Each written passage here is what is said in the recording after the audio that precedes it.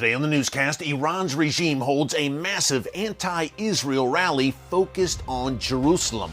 Plus, Israel's former national security advisor says that Israel may be forced to act alone against Iran's nuclear program.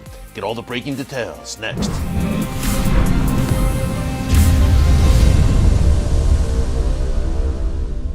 Hey folks, Eric Stakelbeck here. Welcome to the Watchman newscast. Today marked a very important day for the Iranian regime. The regime today held massive demonstrations to mark Al-Quds Day. Now, Al-Quds is the term the Iranian regime uses to refer to Jerusalem, and this day is marked every year. It's been going on, by the way, since 1979, when Iran's radical mullahs came to power. Every year, this event is marked by fiery and vicious anti-Israel and anti-American rhetoric. And the statements that come out of this Al-Quds Day, which, by the way, sees tens of thousands of Iranians take to the streets to burn American and Israeli flags and chant anti-Israel and anti-American slogans. You've seen the highlights, or should I say lowlights, before coming out of Tehran, courtesy of Iran's regime. But they focused during this Al-Quds Day on Jerusalem. They say that the Palestinians will control Jerusalem, number one. And number two, an interesting theme, folks, during this year's annual Al-Quds rally was that Israel's existence, in the word of Iran's foreign ministry today, is, quote, waning.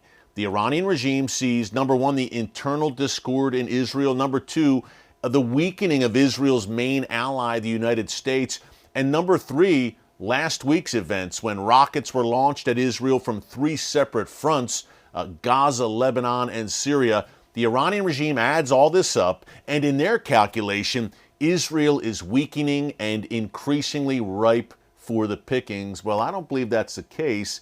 Neither do Israel's leaders. We're going to break that down in a minute with a former top Israeli general who served as national security advisor under Prime Minister Benjamin Netanyahu. Before we get to it, real quick, I just want to encourage you to subscribe to the Watchman News channel right here on YouTube and click the notification bell so you get alerts every time a new video is posted. Folks, we would love you to join us here every single day as watchmen and women on the wall for such a time as this, because a lot is happening, needless to say, in the world's most chaotic and strategic region, the Middle East, and it will affect you no matter where you live. And one major issue that will affect you is how Israel and when Israel deals with Iran's nuclear weapons program. Very revealing statements just yesterday, Thursday, April 13th, by General Yaakov Amidror. Now, you've seen General Amidror here on the newscast previously. He was the former national security advisor under Benjamin Netanyahu from 2011 to 2013 and knows the Iran issue and the Iran nuclear issue in particular better than anyone. Yesterday, he said that, quote, Israel may be forced to act alone without the help of the United States to destroy Iran's nuclear program. I'm paraphrasing here, but that's essentially what he said. That, hey, look, if we have to go alone in the next year or so, we may have to, number one, and number two, we will do it to preserve the existence of the world's one and only Jewish state. Now, a few factors he laid out would be Iran just last week. Again, he mentioned as well the events of last week, which we documented here in the newscast. Rockets being launched at Israel from multiple fronts amid the internal discord inside Israel. He mentioned that.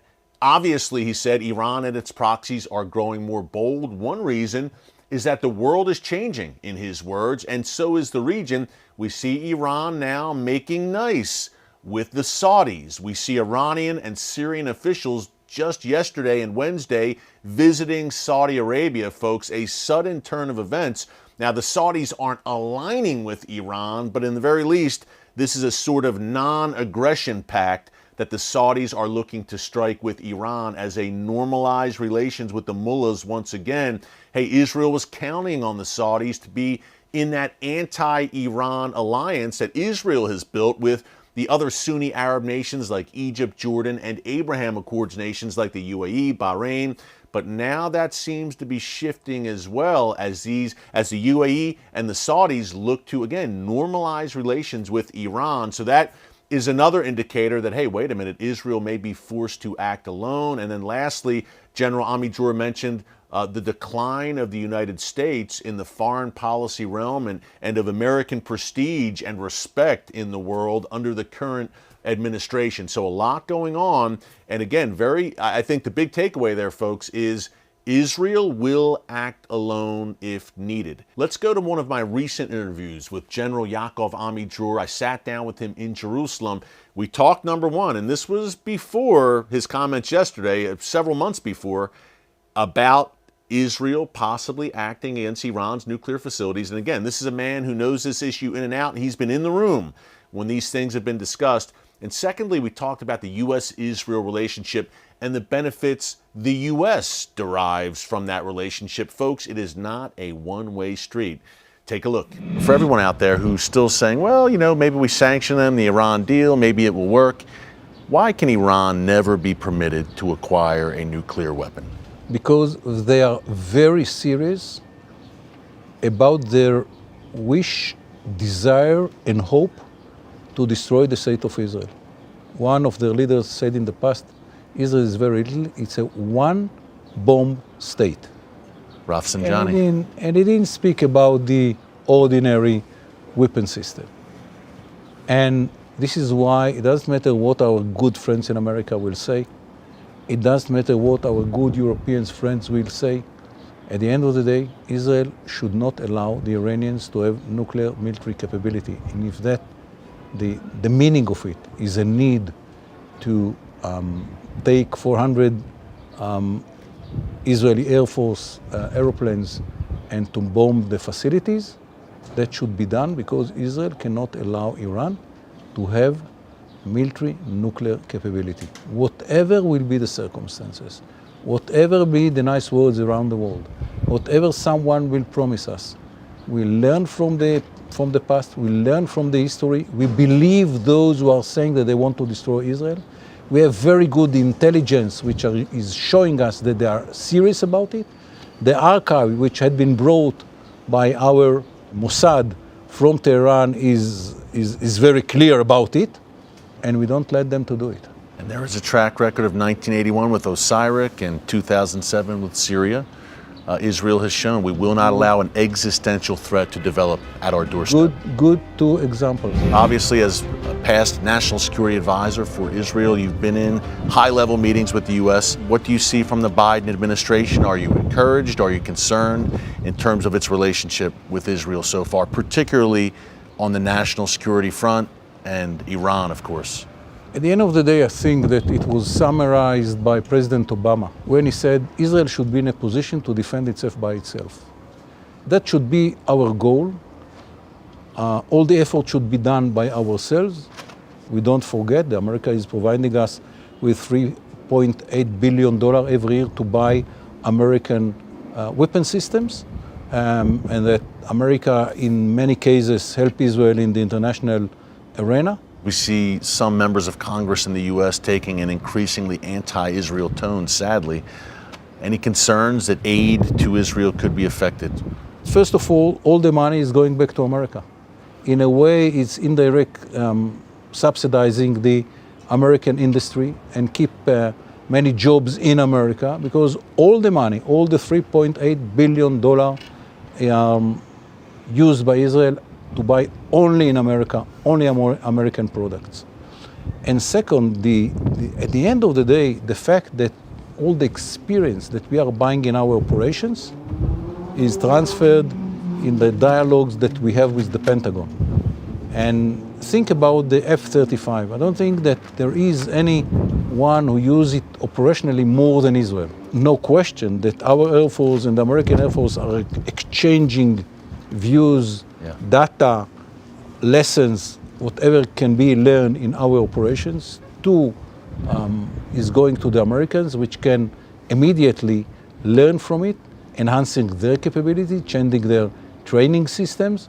There is only one big weapon system which we are not buying in America. It's submarines. And the reason is that America do not build non-nuclear submarines. Yeah. So we have to buy it somewhere else. Other than that, all the main weapon systems that either are produced in Israel or by the United States of America. And the ability to exchange lessons and experience about the same weapon systems which are used by the Americans and by Israel is, I think, it's a big benefit to the United States of America. So if you take both facts, one, at the end of the day, all the money is going to be used in America, to buy in America, American products. And the fact that that allows us, at the end of the day, to share the lessons that we learn in our operational experience, the benefit of America is huge from this decision. General, I'm so glad you brought that point out. Just so people know, this relationship is not a one-way street. The relationship benefits the United States in so many ways. So glad you brought that out. I'm sure that if you ask in closed room, the heads of American intelligence agencies, what is the contribution of Israel to their capabilities, you might hear fantastic stories about cooperation and what kind of intelligence is provided by Israel. In many cases, even to save life of American soldiers in some cases. No question that the cooperation relating to the military side and the intelligence side is the benefit of both sides, and in many cases, or in some cases, America is benefited even more than Israel from this relation. Great insights and analysis there from General Yaakov Ami-Dror, Israel's former national security advisor. Folks, as we go beyond just the purely geopolitical natural realm and we consider the prophetic chess pieces moving on the board right now in the Middle East, the words of the prophet Amos come to mind, who said that Israel, God speaking through Amos, said that Israel has been replanted in its land, in the land of Israel, the land that God has given to the people of Israel, never to be uprooted again. What part of never do Iran's mullahs not understand? So folks, take heart, be encouraged. Iran's regime may find out the hard way eventually that yes, Israel is there to stay. And by the way, keep the people of Iran in your prayers. Yes, there were many in the streets today for the Al-Quds rally shouting anti-Israel, anti-American slogans, but there are many more thousands of Iranians who've taken to the streets since September 2022 to protest against the regime. And we have the world's fastest growing church in Iran right now, despite relentless persecution. So keep the people of Iran in your prayers. Remember, Iran is a Bible land. That was ancient Persia. Mordecai, Esther, Cyrus, a chunk of your Bible took place in that land. So keep the people of Iran in your prayers. Thanks so much for joining us here today on the Watchman Newscast. Until next time, God bless you. And remember, never hold your peace. Hey everyone, thanks for checking out the Watchman Newscast. Make sure you hit the subscribe button so you never miss an upload, and tap the bell icon so you're notified every time a new video is posted. And don't forget to share your thoughts, insights, and comments below. Thanks for watching. We'll see you back here tomorrow.